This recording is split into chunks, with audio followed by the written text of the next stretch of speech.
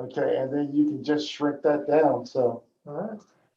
so we are now live on YouTube. All right. And you see where it says up there, live on YouTube? Okay. So I see cops coming in now. So, all right, I'm going to go to back to the office, and I'll make sure we're going and stuff. Okay. And do you want me to stay? Or No, I'm okay with it. All I gotta do now is just get these right here, and then when I get here, I'll just have to start sharing my screen. okay, all right. All right then. Like I said, I'll make sure it's going on down there, and like I said, right now I think whatever is showing up on the thing there is what's going to be popping up. But yeah, like I said, you're live streaming and everything else. So and make sure you hit the end all. When you're done. So, And all. yeah, for everybody once it's over, and that'll stop the stream and everything else. Okay. So, okay. All right. I'm heading back down.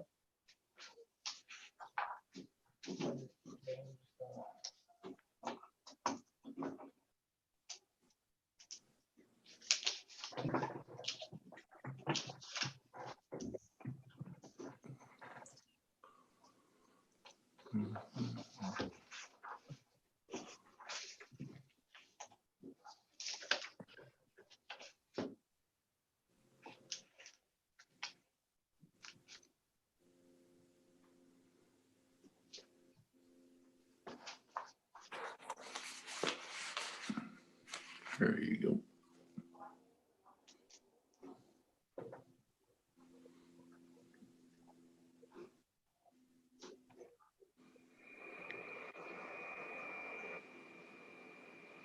It looks like Candy is still trying to get Lucian connected. That may be true.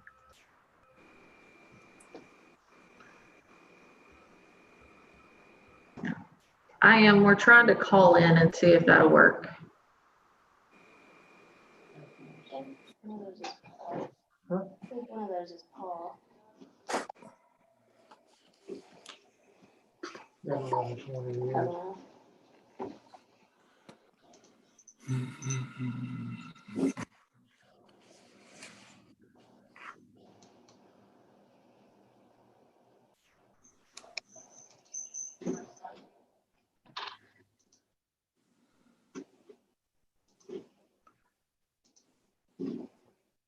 Well, it's 5 o'clock, but we'll give Lucian a few more minutes.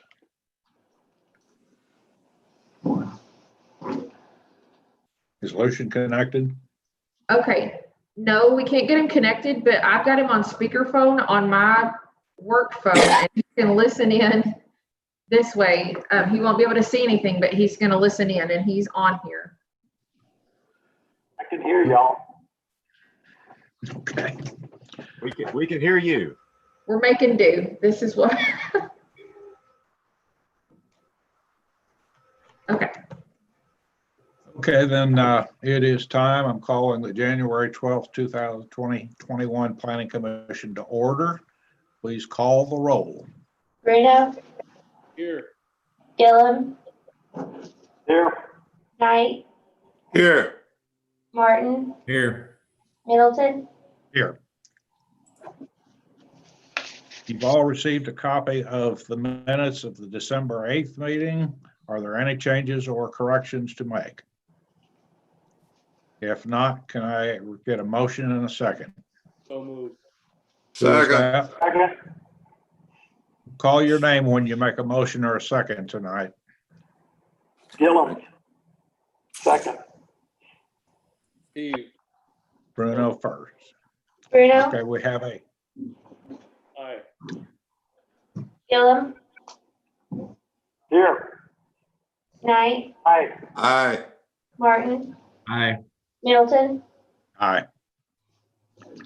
You've received a copy of the December 11th special call meeting minutes. Are there any corrections or additions? Move Do I we hear a accept them, motion? Mr. Chairman. Knight moves that we accept them as read. Second. Steve. Have a motion and a second. Call the roll. Bruno, Aye. Gillum, Aye. Knight, Aye. Martin, Aye. Middleton. Aye. I kind of apologize for having to call this Zoom meeting at late notice, but given what's been happening around the state the last couple of weeks, I thought it prudent to be very cautious and careful about how we meet for at least the time being. Because we're on Zoom, I would appreciate it if you want to make a statement or a comment or speak, if you raise your hand. Candy, you raise your hand for Lucian. And so that the chair can recognize you. There's one other item that we want to put on the agenda, and that is a discussion about a proposed park donation. We'll put that under new business. Are there any other items to put on the agenda?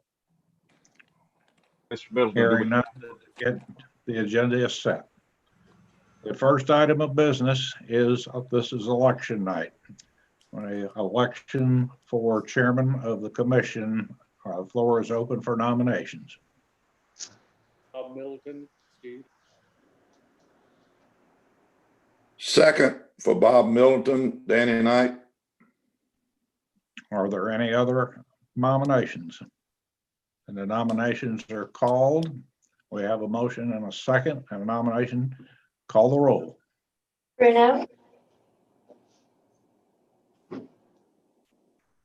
Bruno, Aye.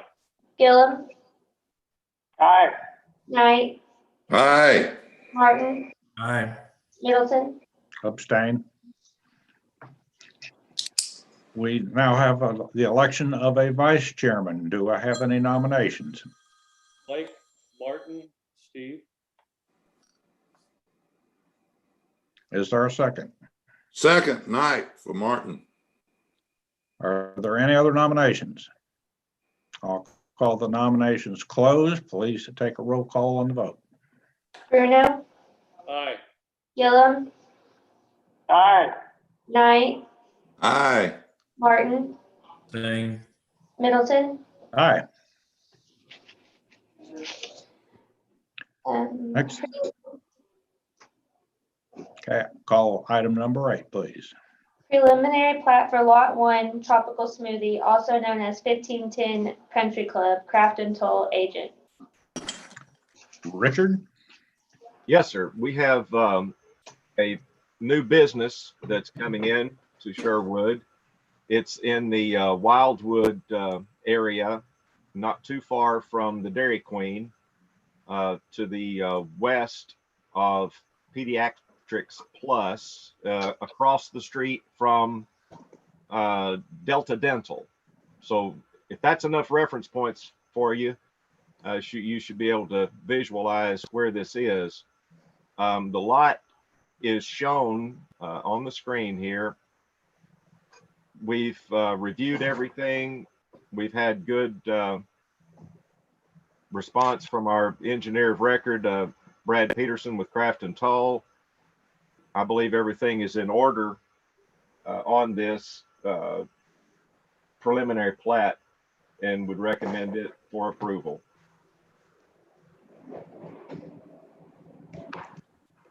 Are there any questions or discussion? Is this the Dairy Queen?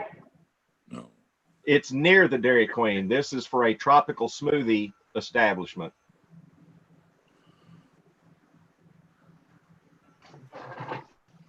Are there any other questions? Blake. We have a motion. Is there a second to approve the plat? Second. Steve. Second, Knight. Okay, we have a motion and a second. Call the roll to approve the plat. Bruno, Steve. Bruno, I said aye. Can you not? can you?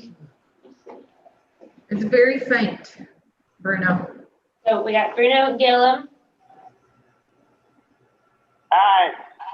Knight, Aye. Martin, Aye. Middleton. Aye.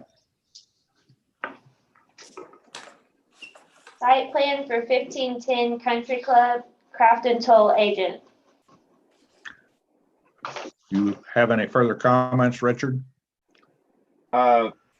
Yes, I'd like to look at this for just a moment. Very pleased with again, with the engineer responding to some of the requests that we made. And I want to just mention these because this is something that we do watch.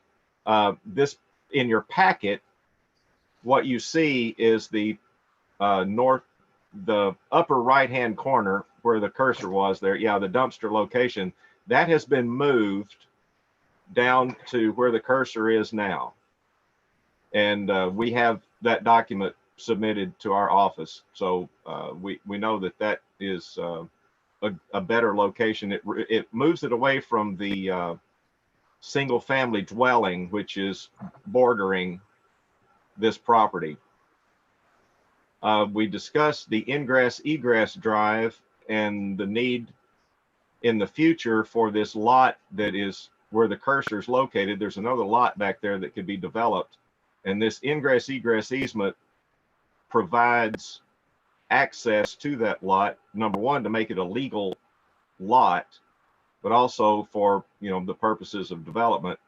And we have 26 feet of pavement available for an aerial apparatus of the from the fire department for them to get in there. So these are the things we reviewed, and again, we've had, you know, everything's been answered. The setbacks, 30-foot landscape plans, of course, will come in when they provide the drawings for their building permit. The lighting, we discussed that to remind them that none of the lighting, exterior lighting, can illuminate beyond the property line. And I believe that's all, Mr. Middleton. Okay, this is a site plan and it requires a public hearing. Did anybody submit written comments with respect to this site plan? Candy? No. Is there anybody online who wishes to address this? Hearing none, I'll call the public hearing closed. Commissioners, do you have any questions or comments? I think it looks pretty good. Make a motion to approve. Second. And Bruno, Bruno, we have a, Aye. Gillum, Aye. Knight, Hey.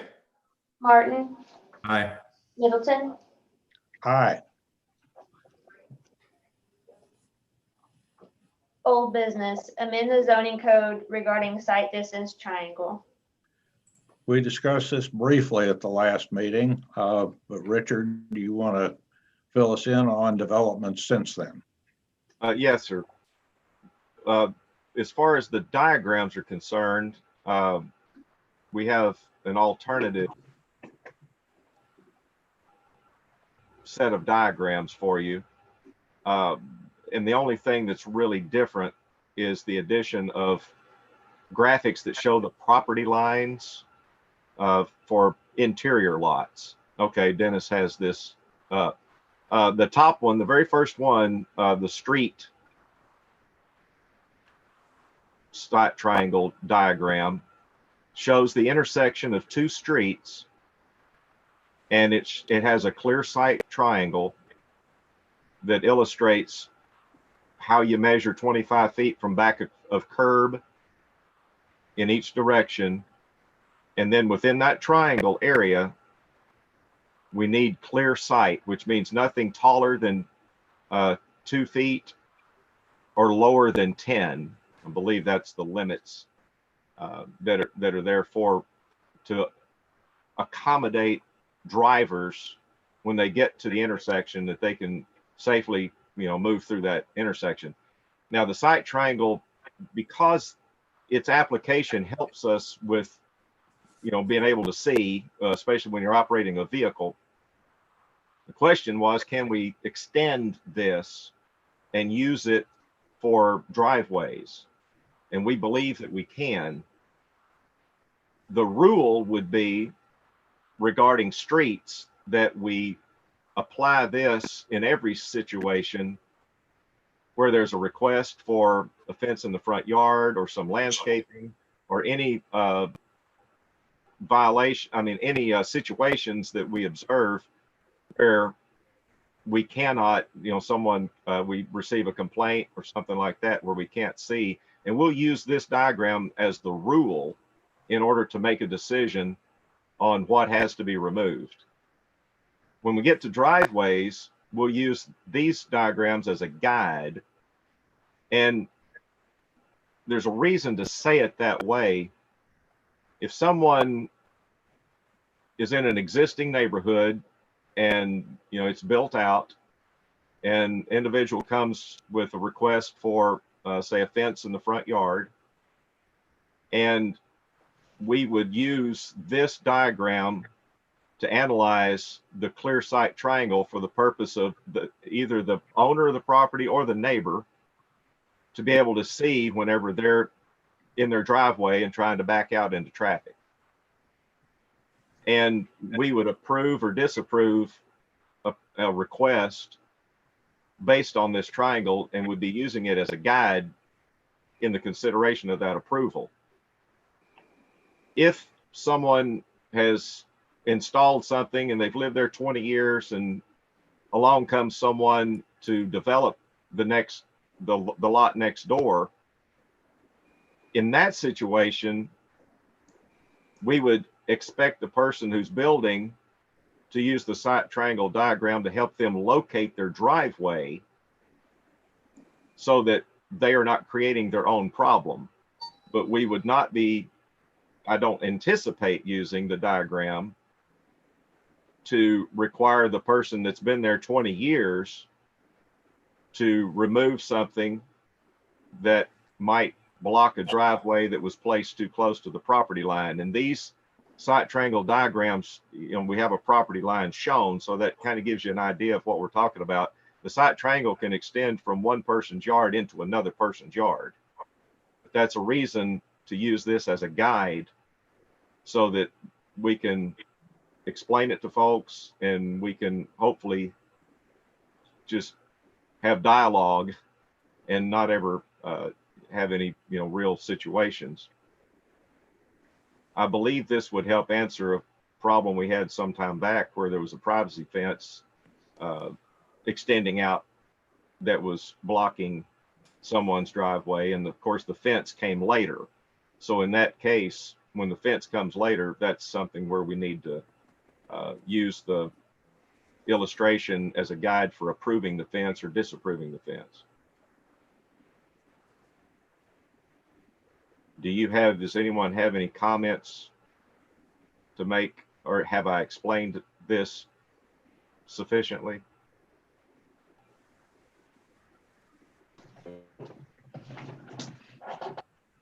Anybody have questions?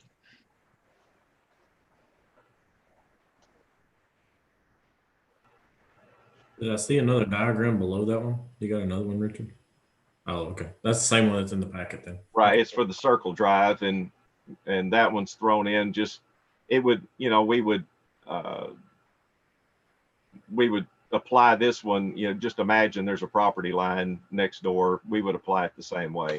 Right. But I think the property line in the middle diagram, since it's shown, that brings it to light. It brings the property line into the discussion and actually shows that we are considering the fact that the triangle extends into the neighbor's property in some situations.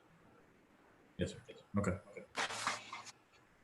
The whole point of this is to create a mechanism to ensure that nobody puts something up that obstructs the vision to the property next door. Is that right? Yes, sir.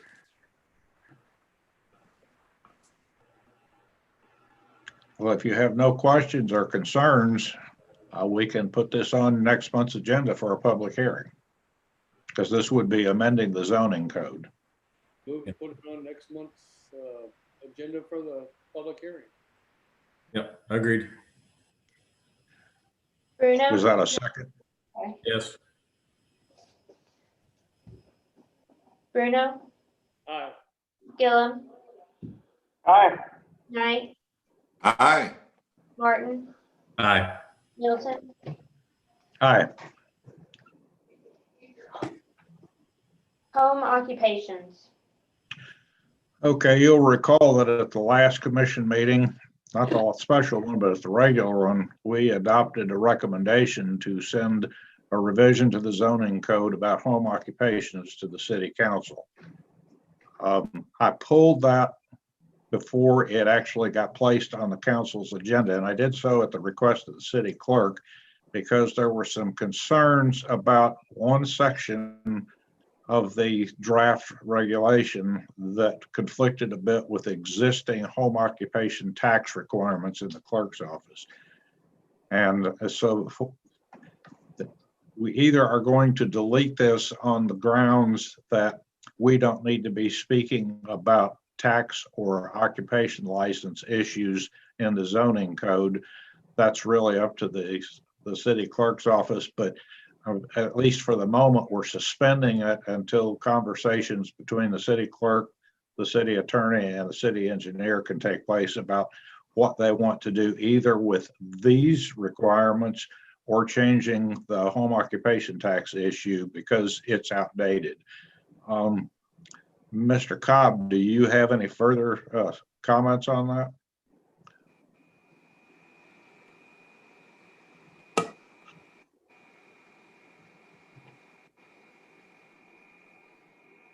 See here.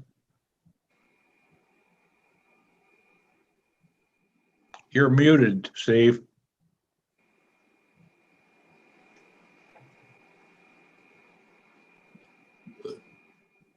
You're still muted. Okay, how about There now? you go. Yeah, that's better. Technically challenged, to say the least.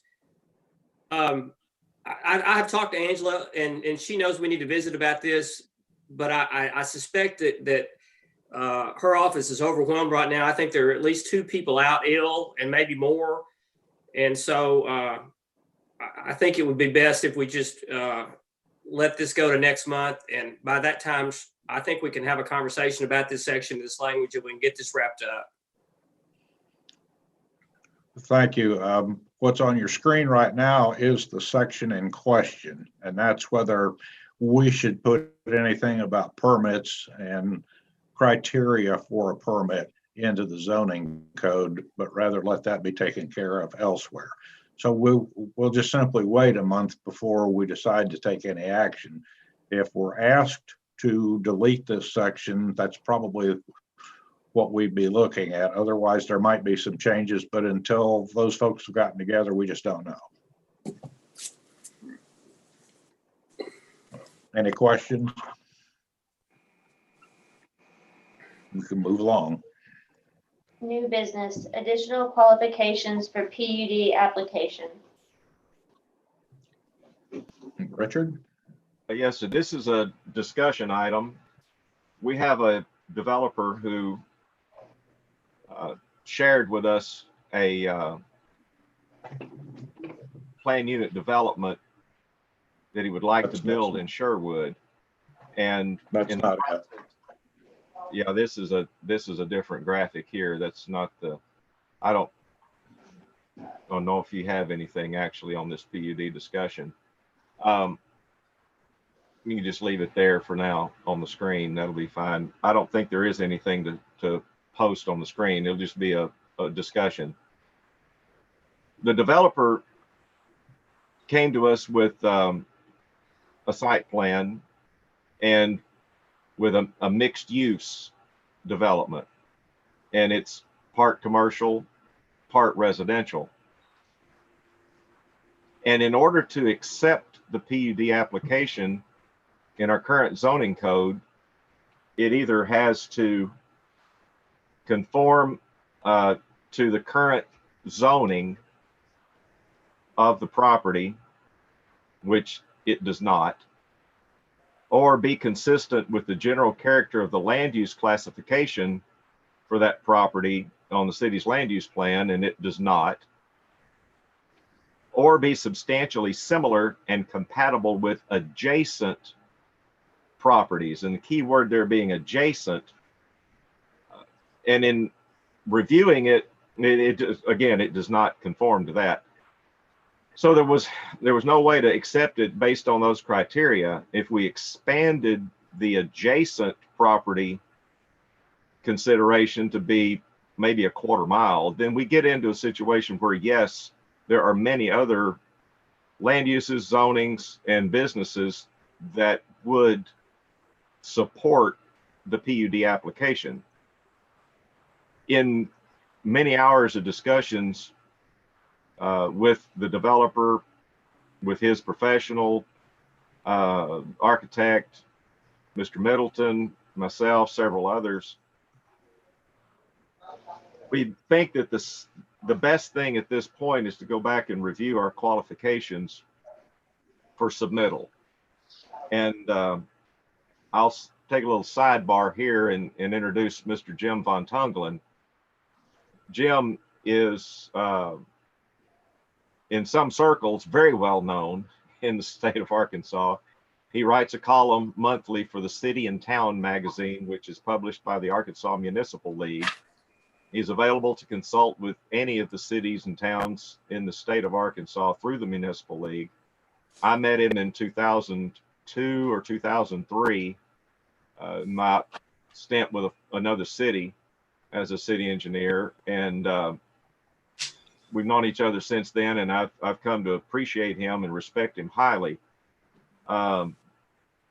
He is now on contract with us in the engineering and planning department to help us review our zoning code and update it and bring it in line with Vision 2040, the comprehensive plan, and also bring in line the master street plan, the land use, and then we'll get into our subdivision regulations. So there's a lot of things where I mentioned earlier today to someone, we want to just comb the knots out of this so that everything is parallel and smooth and agreeing across all of these different documents.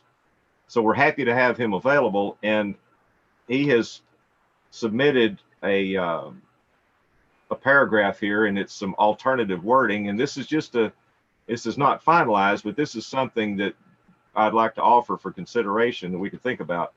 Again, the current wording in the zoning code is that a plan unit development either agrees with the existing zoning district, consistent with a land use classification, or substantially similar with to and compatible with adjacent properties.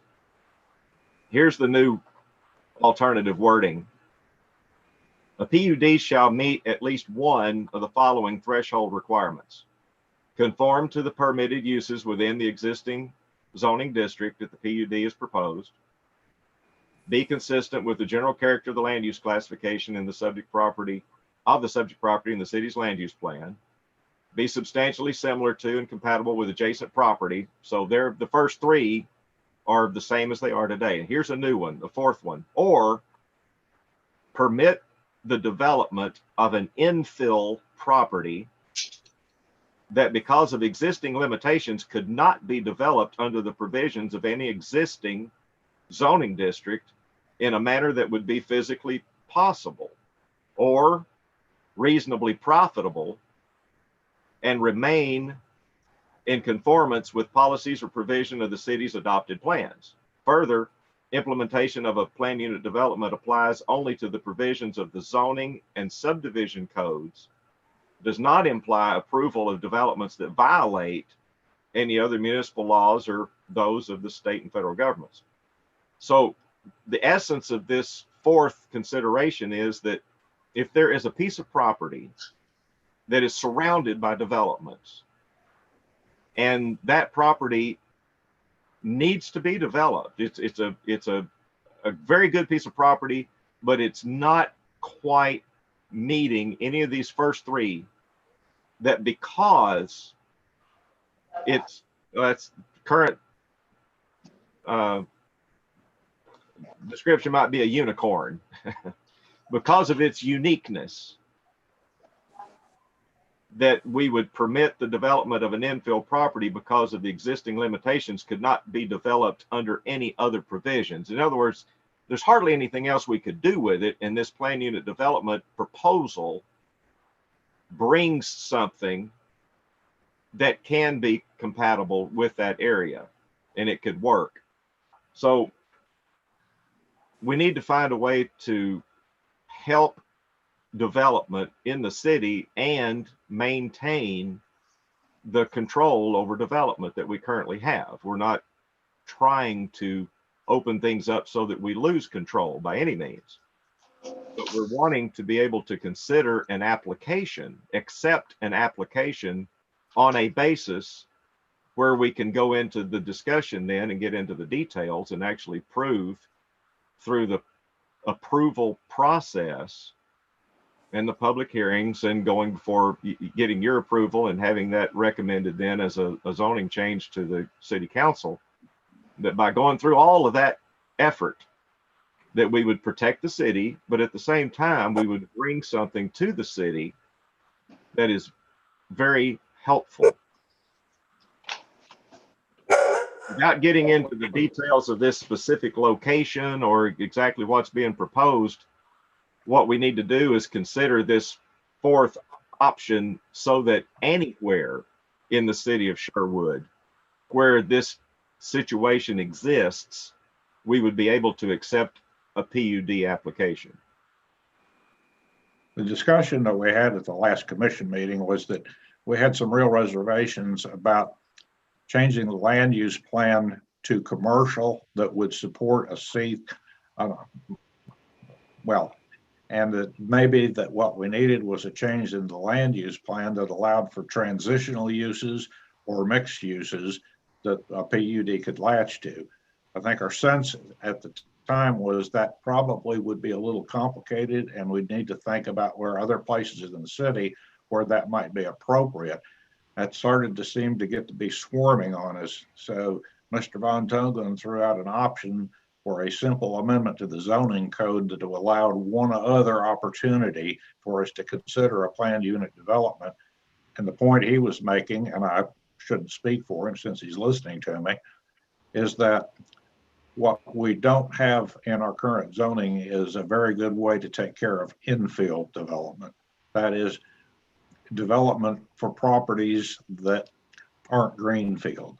And this would do that. So you're basically looking at two options in the short term, whether to just change the land use plan or just make a simple revision to the zoning code to allow a development like being proposed to even apply. So at this point, is there any sense on the part of you commissioners? Don't all speak at once. Blake? It sounded like a good concept to me. Steve? I agree with Blake. Lucian? Aye. Danny? I don't have any problems with it. It's still got to be approved. I mean, this is just opening up an avenue very easily here. I'm certainly on board with that. Well, then I would suggest that we schedule a public hearing next month to consider a change in the zoning code to allow this revision. Is that agreeable? Is with me, Danny. Yeah, me.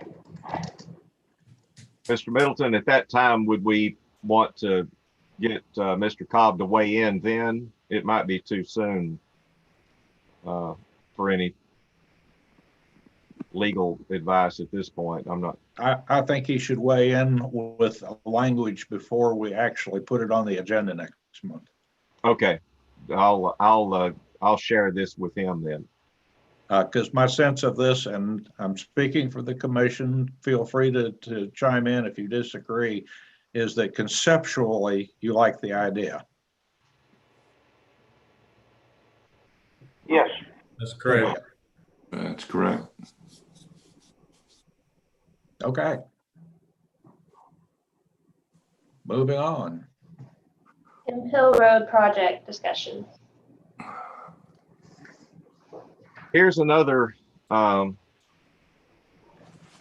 difficult situation, but I think, again, with Mr. Von Tunglen's help, I'll have another sidebar here.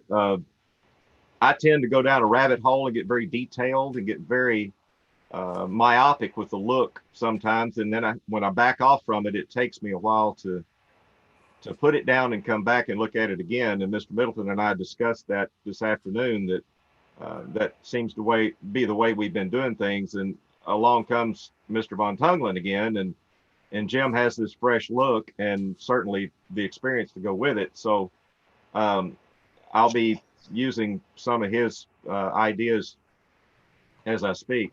The Hemp Hill project is a road improvement project, which is part of the 2018 sales tax improvements that were approved in June of 2018. The bond money, $22.5 million bonded in November of 2018. The clock is ticking on that, and I've got to get some projects moving, which places urgency. The Hemp Hill residents are aware of the 50-foot existing right-of-way on Hemp Hill Road.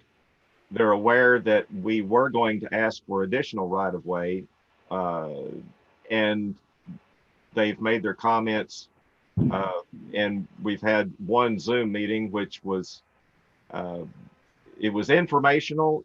I think that we accomplished what we wanted to accomplish from the information side. We did not accomplish what the neighbors were hoping, which was their opportunity to individually speak.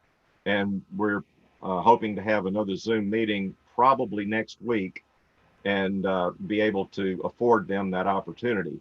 In the meantime, we've received written comments, and again, can you hear and see? And my desire for people to please submit your comments. We need those written comments from the residents of Hemp Hill. Now, if there's a 50-foot right-of-way existing, Hemp Hill is shown as a collector on the master street plan. A standard design for a collector requires a 60-foot right-of-way. We will not be able to get 60 feet because we would be in conflict with structures in some cases. So that's something early that Craft and Toll had identified. So we backed up and said, okay, what can we do? What can we get in the given space? Within 50 feet, what can we build that will address the classification of a collector, which is more traffic than a local street, but it's not connecting two jurisdictions. It's all within one city jurisdiction. And if we look at what we've done in years past on Woodruff, there's an ordinance that amends the master street plan and the subdivision regulations for a specific cross-section design for Woodruff. Same thing happened with East Maryland years ago. There's an ordinance that established the design, the width of the lanes, number of lanes, the bike lanes, sidewalks, and the presence of traffic circles or full roundabout. So if we go down that same path and have another special design just for Hemp Hill, we'll be adding special on special on special because we're going to wind up looking at Country Club the same way.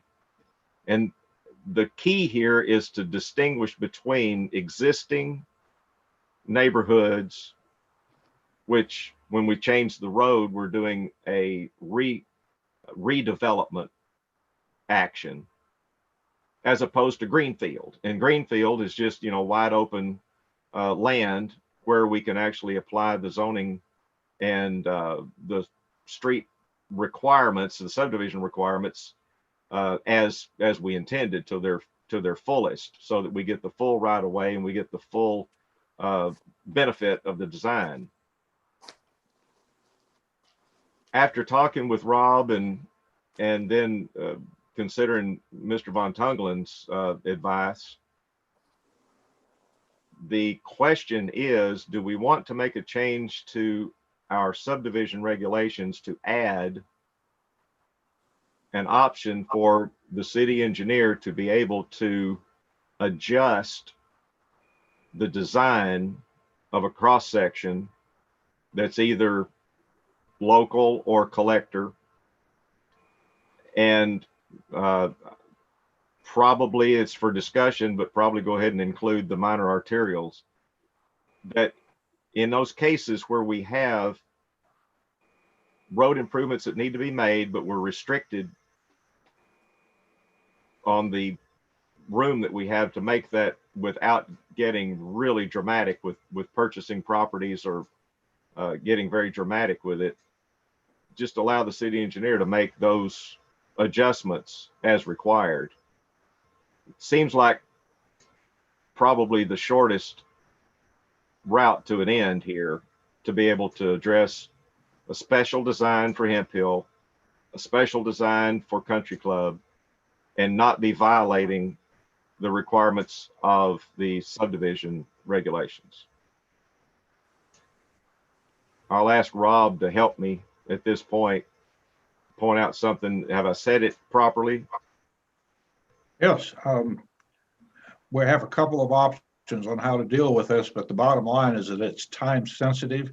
This is bond money and the project needs to go forward. And I want to compliment Richard on being extremely mindful of the opinions and desires of the residents of that area. That being said, we've got to figure out, right now, it would be difficult to design something that complies with our current cross sections. But what's been happening that I don't think is a good idea is to keep creating unique cross sections for specific streets. Ultimately, what we need to get is a typical cross section or design standards that are appropriate for built up areas, which are different from new subdivisions. And I would like to ask Jim to comment on it, because in his experience, he's familiar with some subdivision regulations that gives the city engineer the option to come up with design alternatives in those built up areas. Could you comment, Jim? I'd be glad to, Mr. Middleton. In my experience, I've learned to try to shy away from ad hoc provisions. In other words, every time you have a problem, come up with a new set of regulations, a new set of standards, and a new set of cross sections in this case. And as you might have noticed from tonight, I kind of tend toward the simple. My wife says it's because I'm simple-minded, but I like to try to be as simple and find the easiest solution. And I know of instances. Mr. Middleton used to run a grant program. I suffered through some of his restrictions and lack of money to carry out these grandiose projects. So we had to learn to adjust the design to meet the budget. And that's why I've suggested maybe a simple addition to subdivision regulations, if not already there, that in the street cross section of the subdivision regs, just make a statement that in built up areas and areas where there's not enough right of way or physical conditions are limiting, that the city engineer can present an acceptable alternative to the planning commission for consideration. Mr. Cobb, do you see any red flags? I think not, but I think if I understand Richard right now, he's somewhat hamstrung on something that he needs to get moving. And I think Mr. Van Tunglen, I agree with him that I think that would be a reasonable approach and would help not just this project, but a couple of others that we're working on as well. And I think from the timing standpoint, we've got the opportunity, we're discussing it tonight. We can make it a item of business for the February Planning Commission meeting. And whatever public hearing is required, we've got time to announce that. And then the Planning Commission would have the opportunity to make a recommendation to the council. Then the council can adopt that in the February council meeting. At the same time, I'll be moving ahead with whatever's the best design we can come up with. We still have some public input that the Hemp Hill residents, we're going to continue to listen to them and try to work in the best that we can. But it will be the best that we can. It won't be the perfect solution for any particular individual, but it will be a good solution to the extent that it's the best we can do. And I can have those things ready and have that work done so that whenever the council makes a decision, if they approve that option, then we could move ahead with it rather quickly and be able to move ahead with the construction and get that going, hopefully later this spring. Couple of thoughts. One is that I think there need to be some revisions to the master street plan, and especially the functional classification for some streets that are considered minor arterials right now, but do not actually serve that purpose, and for some alignment on proposed routing that is in the current Vision 2040 that probably are not very feasible and are not likely to happen. But I think that this kind of language that Mr. Von Tunlen has recommended would hold regardless of how we change the master street plan. I'm also aware that MetroPlan, our standards are based on the county CART. It's the standards for functional classification of streets. But what we've got in our subdivision regulations dates back to the 70s. And there's been several revisions to that by MetroPlan since then. And MetroPlan currently has a consultant who is actually changing those requirements as we speak, and they should be out in the spring. So we need to be changing our master street plan to reflect that, because that's been recommended to us. But I think that this is a short-term fix that probably would stay in any revisions we do.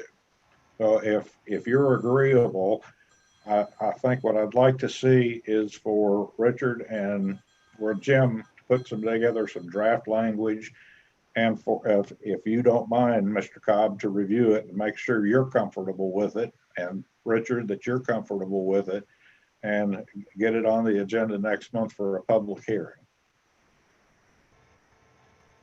Are there any objections?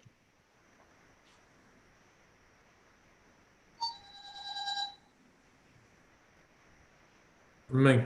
Well, this is Gillum. Let me just ask a question here. I'm looking at Hemp Hill Road on Google Earth right now.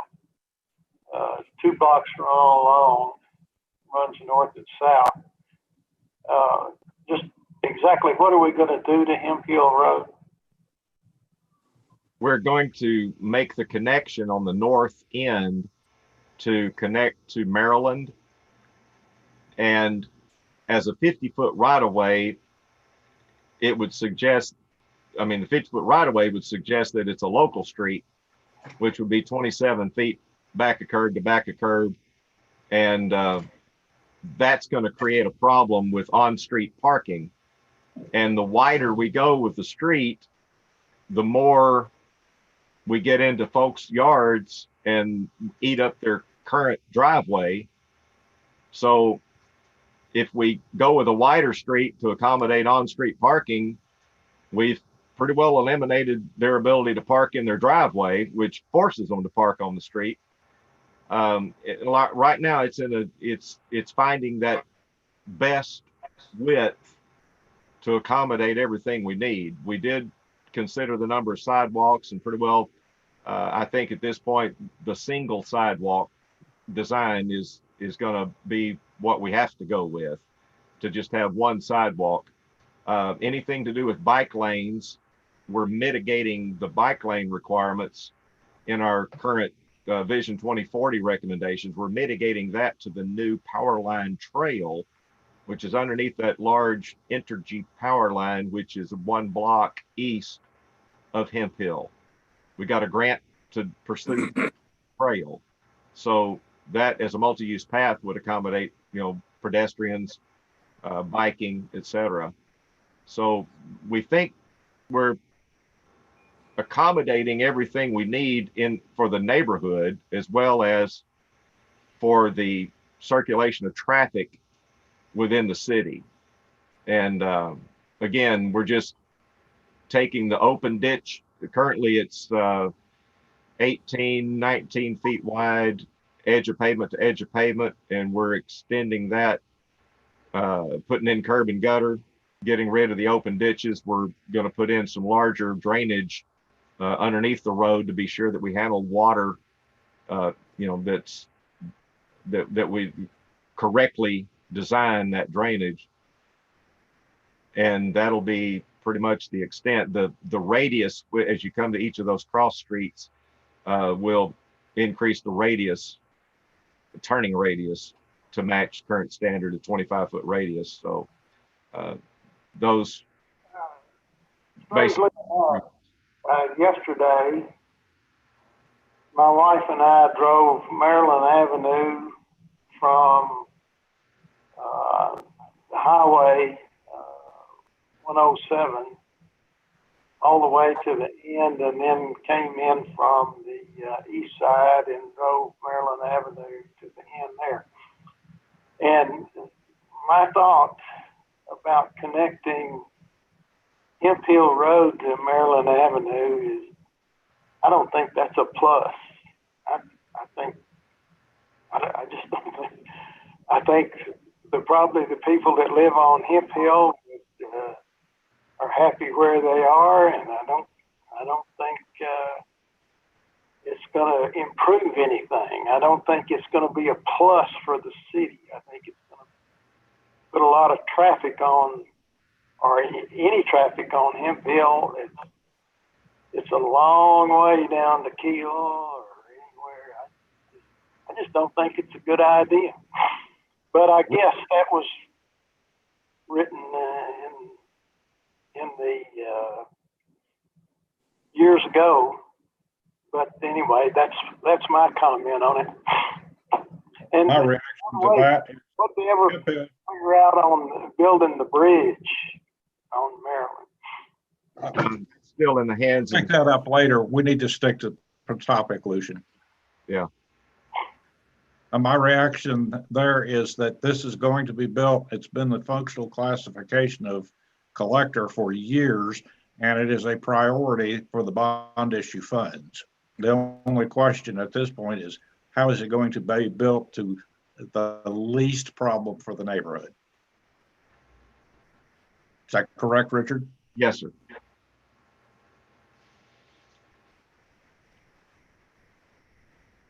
Well, the issue then again is to come up with draft language that would allow the city engineer to make appropriate revisions and modifications of standards in existing neighborhoods without doing special legislation for everyone that might come up in the future, and to be able to consider it at a public hearing next month.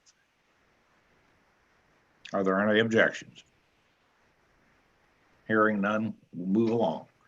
The next item on the agenda needs to be the proposed donation of a park to the city. This parcel of land, you can see it shown here on the screen, is located in the Oakdale area. We have Miller Glen and Oakdale subdivisions there. This is on the north side of Oakdale, and the top edge of this graphic is as far as you can go before you get to another large power line easement through there, and you get into Kellogg Creek. It's a low area, and the idea is for this land to be excavated. We'll have to go through the Corps of Engineers, obviously, but excavate that to create a permanent water body, a lake, for recreation and enjoyment of the neighborhood, but also it would be accessible through a future trail coming up Kellogg Creek. And I don't know exactly where that'll be, but this is, we have the bike and pedestrian plan that's being developed. We also have a new parks master plan being developed. So this donation of land is simply to make it official that the city has the land and can move ahead with developing it into, designing it to be a park with a water feature, and then, whatever else the park designers would come up with at the time. I want to bring emphasis on Vision 2040 and the comprehensive plan. And within that plan, it recognizes that all developments should come through the Planning Commission. Of course, many of them are for your approval, but some of them are simply to be acknowledged that you've seen it and you're aware that something is occurring, and you're acknowledging that it does meet or match the intent of the comprehensive plan. So that's the reason I wanted you to see this. It's informational, but it's also for you to have an opportunity to comment. And this will go to the city council, I believe, in a form of a resolution for them to accept the donation of land to the Parks Department. Dennis, did you get a copy of, could you pull up the Vision 2040 land use plan? Yes, I can.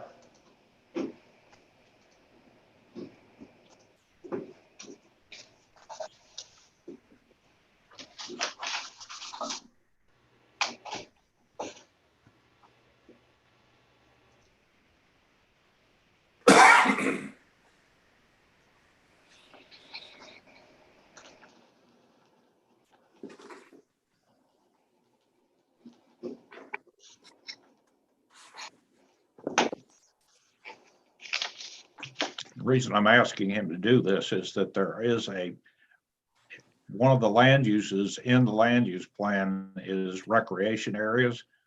And there is a recreation area designated in this general location, and I wanted you to see that.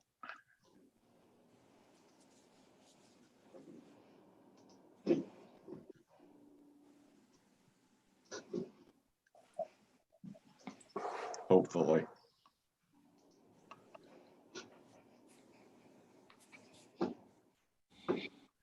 Is that what you're talking about right here?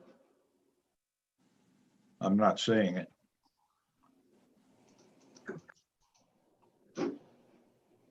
Share my screen.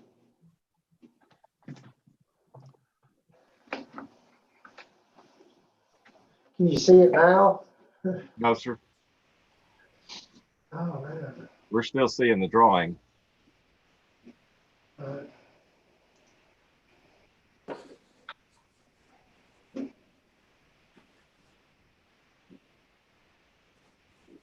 There you go. Right.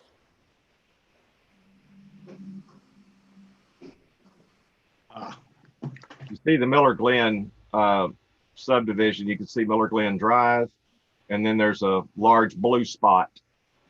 And that was the intent of the developer. It's between Miller's Glen and Oak Forest Circle. Yes. And north of Oak Forest Lane. See that? Mm-hmm. So this looks like it's pretty close to what was anticipated in the plan. Yes, it is.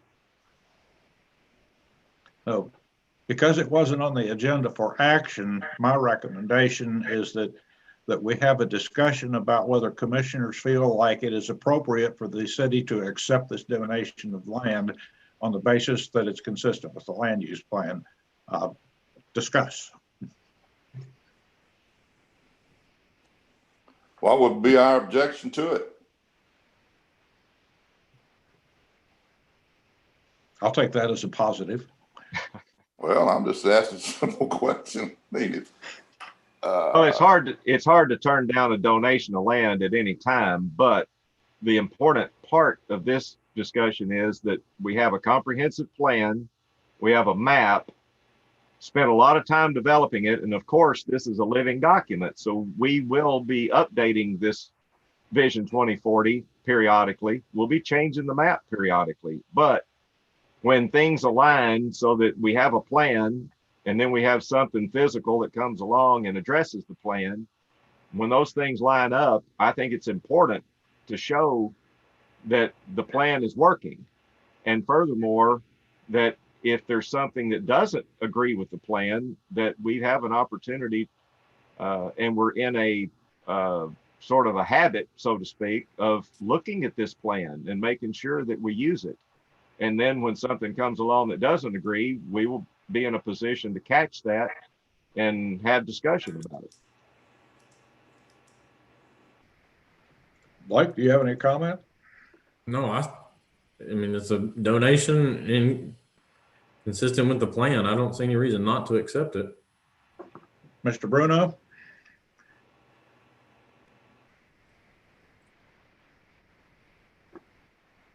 Are you here?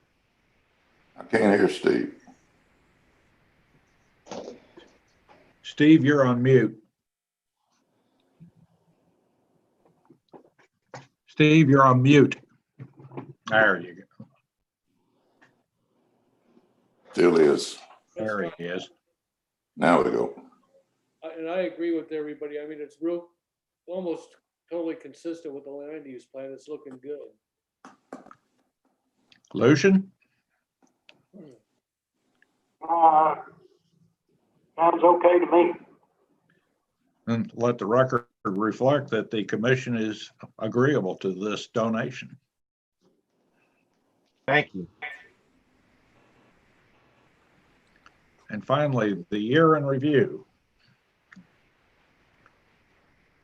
I had some reason to look at the ordinance that created the Planning Commission.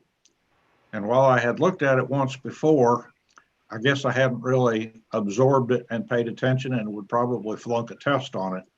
Because one of the things it requires the Planning Commission to do is submit a report on last year's activities to the City Council every January.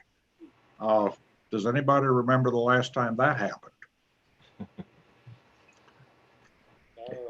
Not since I've been on board. So I thought, well, to myself, let me see what we did. And I decided the easiest way for me to start out with it was to go through the minutes of last year and come up with a matrix of all the things we've done and kind of give you a sense of where we've been spending our time. And I think it's really interesting, especially when you look at the number of preliminary plats that we looked at and the number of final plats that we looked at. The preliminary plats suggest that COVID slowed things down. The final plat suggested that we're on the tail end of stuff that's happened over the last year or two, which I just think is interesting. Only a couple of site plans, but fairly even distribution of the sorts of things we do. If you want a detailed list, I've got a list also. I can send it to you, but for the purposes of tonight, I just wanted to show you the distribution of work on our part. And I also added that the Board of Zoning Adjustment, I looked at that too, because it's part of the zoning code. And to me, it was very interesting that the board only had 3 meetings and touched 3 things: election of officers, request. Remember that request to setback or to adjust setbacks on 9 properties on a final plat, which was withdrawn because it became fairly obvious that we weren't going to approve it. And in September, a variance request to cover a carport that was rejected. And what I think is interesting is that basically only 2 applications to the Board of Adjustment this year, which is a major departure of years past. Mr. Middleton, one observation I'd like to make from your chart and I shared this with someone this past week in another meeting. Look at your preliminary plat total and your final plat total. We're finaling out a lot of plats, and those subdivisions are building out, and we're running out of lots, buildable lots in Sherwood. So we need that preliminary plat activity to increase in 2021. And we're expecting that action to occur north of Kellogg Creek. So there's going to be a lot of work done in 2021 looking at the availability of sewer, the sanitary sewer systems that are there and how they function and how they work together, how they provide for their sewer improvement district patrons, as well as how they provide for the citizens of Sherwood. And obviously looking at the master street plan for where new roads are going to be. So get ready, I hope, for a lot of really significant activity in 2021 to now show up on the north side of Kellogg Creek. And in a similar vein, looking at the coming year and what we might be doing, you notice that we had 7 zoning code revisions last year, and they tended to deal with isolated problems or clarifications or adding a minor adjustment to something. And we really haven't made any major overhauls of the zoning code. The last one we did was when we changed the requirements for the Board of Zoning adjustment and completely revamped that. What we brought Mr. Von Tunglen on board was to take a good hard look at the provisions of the zoning code, many of which are issues or problematic, and to link them up and to make them consistent with the plans, land use plan. But at the same time, based on my experience in the past, and I'm sure of Mr. Von Tunglen's, is that when you start looking at the details of the zoning plan, it starts making you question some of the provisions of the land use plan. So I would expect to see some revisions be made there. But I think we're starting to march headlong into the 21st century right now. Hopefully it will be a busy and productive year. And finally, because Lucian, you had a question, and let's hear it.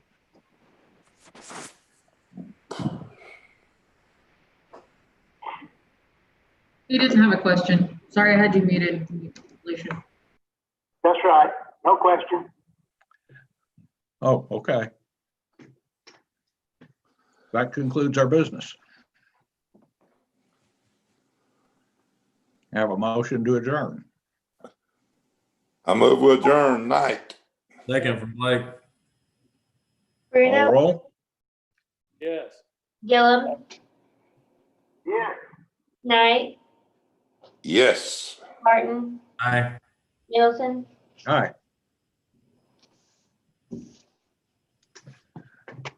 Now calling the January 12th, 2021 Sherwood Board of Zoning Adjustment to order. Please call the roll. Bruno, Here. Gillum, Here. Knight, Here. Martin, Here. Middleton. Here. Item 3. Approval of October 13th, 2020 minutes. You received a copy. Are there any adjustments or corrections? Motion to approve from Blake.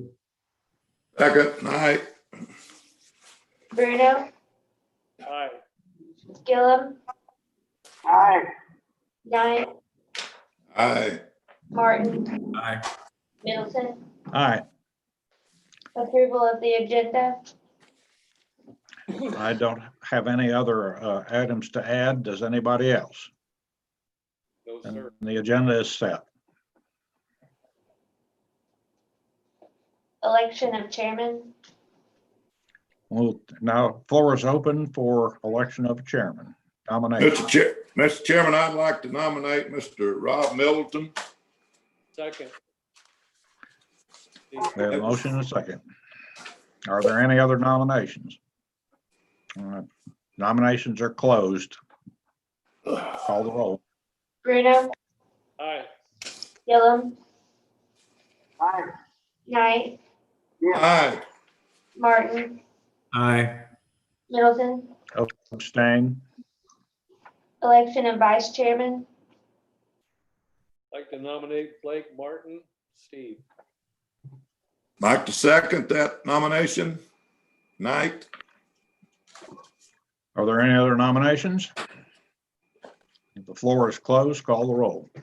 Bruno, Aye. Gillum, Aye. Knight, Aye. Martin, Abstain. Middleton. Aye. Adoption of bylaws.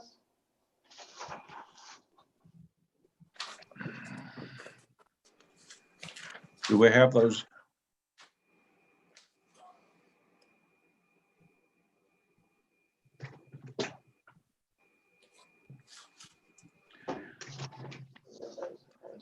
Part of my learning curve is that once again, I decided to look at what's in the zoning code.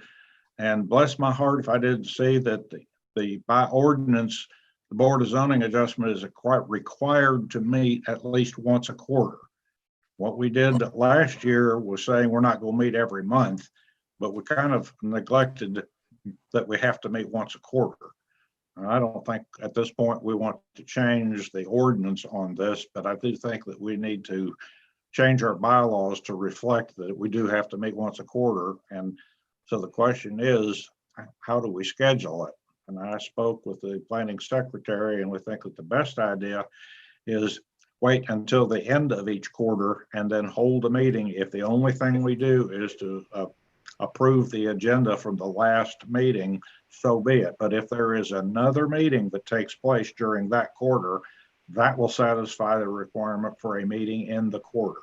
So that way, we either have a meeting that's called because there's an item to discuss or because it's in the bylaws. That's what this revision reflects. Well, I don't know that June, September, and December are the right tentative dates because we're going to have to hold a meeting every January, no matter what. Because the bylaws require the election of the officers in January. I don't know that we want a meeting in December and turn around and have to have one again in January. Well, then we'd have to change the bylaws about when the election of officers occurred. And that right now is set to January. Yeah, right. Yeah. So we're going to have one in January no matter what. June, September. I guess the idea was that let's suppose we have a meeting in January and come March, which is the first month of the next quarter, there's an item of business. And so we hold a meeting in March. Does that, when then the next meeting, when do we hold it?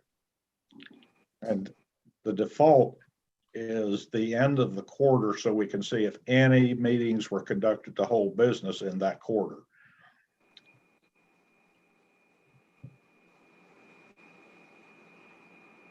No, it's not that big of a deal because just like this meeting, even with the election of officers, what do we got, 5 minutes into it?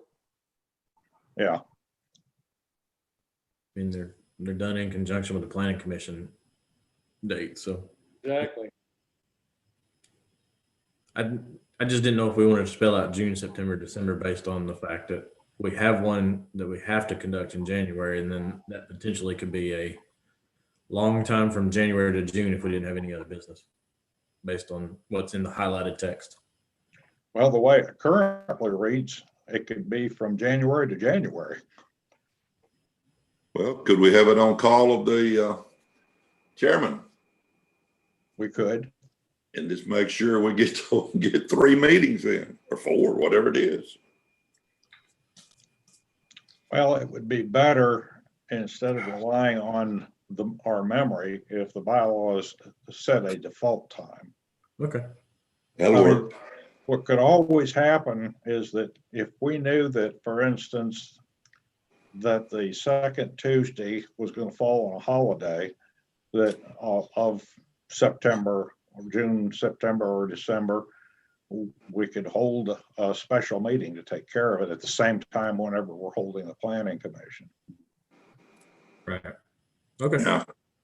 I mean, I'm going to recommend it not be at the call of the chairman. It needs to be, the language needs to appear in the bylaws in however fashion you guys agree.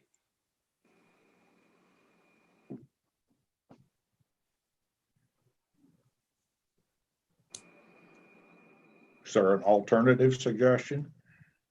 no, I was just pointing out the fact that knowing that we got to have one in January and what was written says December, but I understand the thought behind that's the last month of each calendar quarter. So It's always possible that, let's suppose we did have a meeting in March.